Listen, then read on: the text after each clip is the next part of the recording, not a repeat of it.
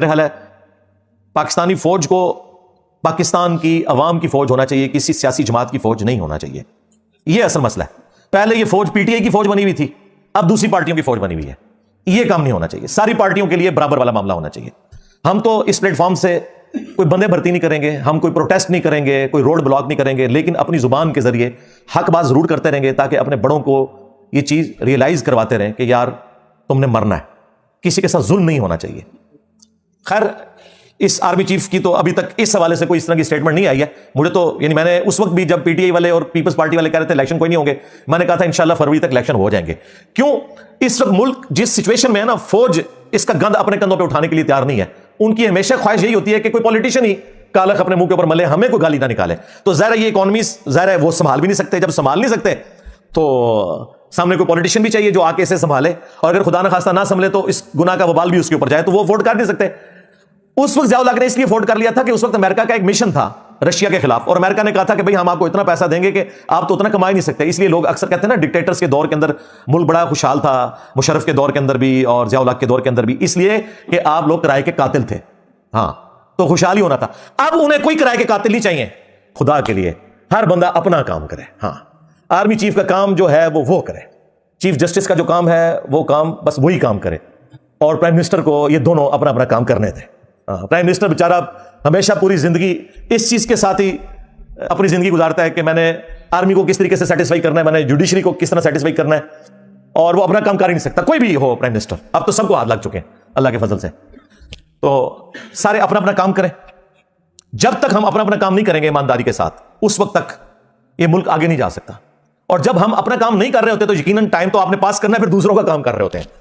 اور جب دوسروں کا کام کرتے ہیں تو اپنا کام بھی رہ جاتا ہے اور دوسروں کا خراب ہی ہوتا ہے، وہ بنتا کوئی نہیں. جس کو میں کہتا ہوں لچ فرائی کرنا، یہ لچ فرائی کرنا چھوڑ دیں.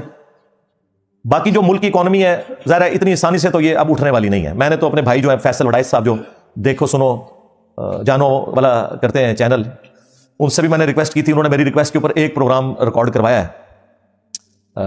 سلمان شاہ صاحب، سلمان شاہ ہی نام ہے نا ان کا، ہاں سلمان شاہ صاحب جو مشرف دور میں بھی اسی فیلڈ میں رہے ہیں وزیر. ان کے ساتھ ایک انہوں نے نا پوڈ کاسٹ کی ہے آلموسٹ 1 گھنٹے کی. اس میں انہوں نے کچھ سولوشن دیے ہیں کہ اکانومی کیسے اوپر جائے. میں نے تو سارے صحافیوں کو بھی کہا، ان کو اسپیسیفکلی کہا، وہ پڑھا لکھا بندہ ہے فیصل وڈائچ، میں نے کہا یار رونے تو سارے روتے ہیں، آپ بتاؤ نکلنا کیسے ہے یہ بھی بتاؤ نا. آپ دیکھو سارے افلاطون بٹھائے ہوتے ہیں ٹی وی چینلز کے اوپر بھی کہ جی یہ خراب ہو گیا وہ. میں نے کہا نکلیں گے کیسے؟ تو انہوں نے کچھ سولوشنز دی ہیں، کچھ میں نے بھی سجیسٹ کیے تھے کہ سب سے پہلے تو ہماری سیکورٹی کی جو صورتحال ہے جب تک یہ بہتر نہیں ہوتی فارن انویسٹمنٹ یہاں نہیں آ سکتی.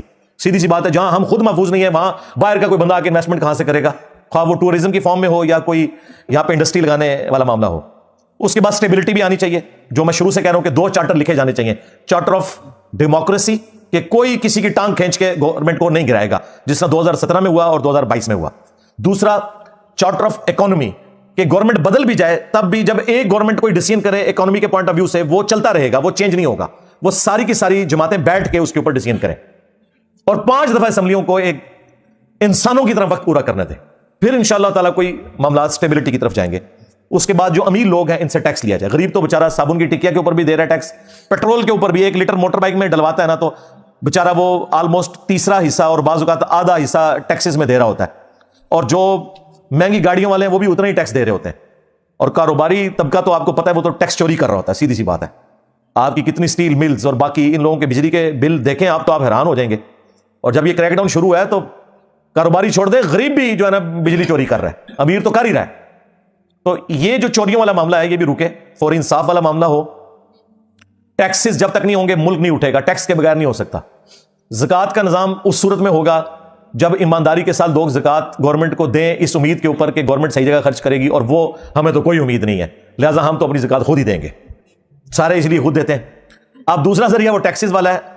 یورپ امریکہ کی ہم بات کرتے ہیں تو بھائی وہاں 40% ٹیکس دیتے ہیں اپنی انکم کا. 100 میں سے 40 روپے گورنمنٹ کو دیتے ہیں، 60 روپے اپنے پاس رکھتے ہیں. تو لیکن گورنمنٹ بھی تو ان کو ساری فیسلٹیز دیتی ہے نا. یہاں پہ ایسی صورتحال نہیں ہے. ایک صحت کارڈ شروع ہوا تھا وہ بھی آلموسٹ آخری سانسیں لے رہا ہے. ٹھیک ہے، بے نظیر انکم سپورٹ پروگرام جو ہے وہ ماشاءاللہ چل رہا ہے. تو کچھ چیزیں چل رہی ہیں لیکن زیادہ تر چیزیں تو اپنی موت خود مر جاتی ہیں. ابھی پچھلے دنوں میں خبروں میں دیکھ رہا تھا کہ پنڈی اسلام آباد کے 6 ہاسپٹلز کے پاس بجٹ ہی ختم ہو گیا. وہ جو غریب لوگ علاج کرواتے تھے وہ کہتے ہیں ہمارے پاس پیسے نہیں، کہاں سے؟ ظاہر ہے ملک کمائے گا تو خود بھی کھائے گا اور کسی کو کھلائے گا نا. تو ملک ہمارا کما تو کوئی نہیں رہا، یہ ادھار کے پیسے اٹھاتے ہیں، وہ خرچ کر دیتے ہیں. بھائی ادھار ہمیں اس لیے ملتا ہے کہ ہم آگے، سب سے زیادہ دنیا میں اگر کوئی مقروض ہے تو امریکہ ہے، اور ٹاپ پہ بھی اکانومی ہے تو امریکہ کی ہے. بھائی اگر وہ اٹھاتے ہیں نا قرضہ تو وہ اس کو انویسٹ کر کے اس میں سے جنریٹ بھی کرتے ہیں، ہم صرف لے کے کھاتے رہتے ہیں. جب ختم ہو جاتا ہے تو پھر ہم کسی سے اور ادھار مانگتے ہیں. تو کب تک کوئی ادھار ہمیں دے گا؟ ایک اصول کے اوپر کھڑے ہوں، پہلے مسلمان بنے پھر پاکستانی بنے، اور اس کے بعد آپ نے اسٹیبلشمنٹ کا اعلی کار بننا ہے، ان کا بنے، پی ٹی آئی کا یا نون لیگ کا یا پیپلز پارٹی کا اعلی کار بننا ہے، وہ بعد میں بنے.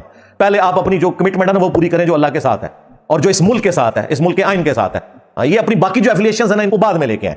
لیکن ہم لوگ جو ہے نا اپنے ذاتی مقاصد کو پہلے نمبر پہ رکھتے ہیں، باقی ساری چیزوں کو بعد میں لے کے آتے ہیں، اور پھر وہ دیکھ لیں اب کیا اشر ہو رہا ہے. ساروں نے مزہ چکھ لیا ہے. ہاں قرآن پاک میں اللہ تعالیٰ نے واضح یہ فرمایا، وَلَا يَجْرِمَنَّكُمْ شَنَآنُ قَوْمٍ عَلَىٰ أَلَّا تَعْدِلُوا اعْدِلُوا هُوَ أَقْرَبُ لِلتَّقْوَىٰ. دیکھنا کسی قوم کی دشمنی تمہیں اس بات پہ نہ ابھارے کہ تم انصاف کا راستہ چھوڑ دو. انصاف کرو، یہی تقوی کے قریب ہے، یہی تقوی کی روش ہے.